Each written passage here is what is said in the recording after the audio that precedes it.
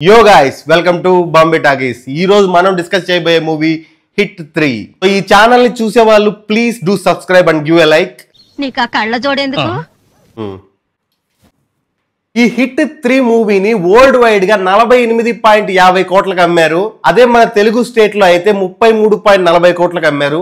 World wide గా 48.50 కోట్ల కంటే ఎక్కువ కలెక్షన్ సాధించినట్లయితే ఈ సినిమా హిట్ అని అర్థం. బేసిక్ గా నానికి ఓవర్సీస్ నుంచి ఎక్కువ కలెక్షన్స్ వస్తుంటాయి. సో ఆ కలెక్షన్ బ్రేక్ కి హెల్ప్ అవ్వచ్చు.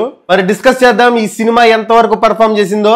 కథ విషయానికి వస్తే ఆల్రెడీ ట్రైలర్ లో చూపించినట్టు నాని ఒక rude and rustic cop role play చేశాడు. స్టోరీ కొన్ని మర్డర్స్ తో స్టార్ట్ అవుతుంది. సో ఈ హత్యలు ఎవరు చేశారు అని తెలుసుకోవడమే కదా, ఎవరు చంపారు, ఎందుకు చంపారు, ఇలాంటి విషయాలని మనం స్క్రీన్ మీద చూసి తెలుసుకోవాల్సిందే. ఇక విశ్లేషణ విషయానికి వస్తే స్టార్టింగ్ ఈ సినిమాలో నాని ఒక క్రిమినల్ పోలీస్ గా ప్రెజెంట్ చేస్తారు. ఈ angry and rude cop character Nani బాగానే ప్లే చేశాడని చెప్పాలి. ఫస్ట్ నుంచి లాస్ట్ వరకు బాగా పుల్ ఆఫ్ చేశాడు ఆ క్యారెక్టర్ ని. ఈ మూవీ ఫస్ట్ హాఫ్ స్టార్టింగ్ నుంచి ప్రెడిక్టబుల్ గానే ఉంటుంది. 1 or 2 మూమెంట్స్ ఇంట్రెస్టింగ్ గా ఉన్నాయని అనిపించినప్పటికీ స్టోరీ పోయే కొద్దీ చాలా ప్రెడిక్టబుల్ గా అయిపోతుంది. అసలు సీరియల్ కిల్లింగ్ చేసే ఈ సైకోస్ అంతా ఒక డార్క్ వెబ్ లో మన ఇన్స్టాగ్రామ్ లో రీల్స్ అప్లోడ్ చేసినట్టు వాళ్ళు మర్డర్ చేసే వీడియోలు అప్లోడ్ చేయడం అనే కాన్సెప్టే చాలా మంది కరెక్ట్ గారు.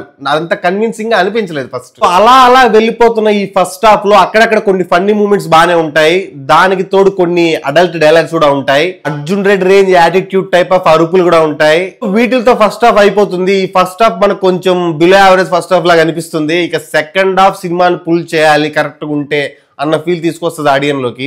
సెకండ్ హాఫ్ స్టార్ట్ అవ్వగానే అసలు సినిమాలో ఉన్న మెయిన్ సస్పెన్స్ ని ఫస్ట్ హాఫ్ లోనే రివీల్ చేసేస్తాడు. సో ఇప్పుడు సెకండ్ హాఫ్ నడపడానికి ఆడియన్స్ ని పట్టి పెట్టే ఎమోషన్ ఏమి ఉండదు. సెకండ్ హాఫ్ లో హీరోకి విలన్ కి ఒక ఈగో క్లాష్ గానీ, లేకుంటే ఫేస్ ఆఫ్ గానీ, ఒక లవ్ ఎమోషన్ గానీ, ఒక సెంటిమెంట్ ఎమోషన్ గానీ, ఏదో ఒక ఎమోషన్ ఆడియన్స్ ని పట్టి కథ మీద ఇంట్రెస్ట్ తెచ్చేలా చేసే ఎలిమెంట్ ఏమి ఉండదు. నెక్స్ట్ క్లైమాక్స్ ఫైట్ కూడా బాగానే ఉంటుంది కానీ కొంచెం ఓవర్ అయిందని అనిపిస్తుంది.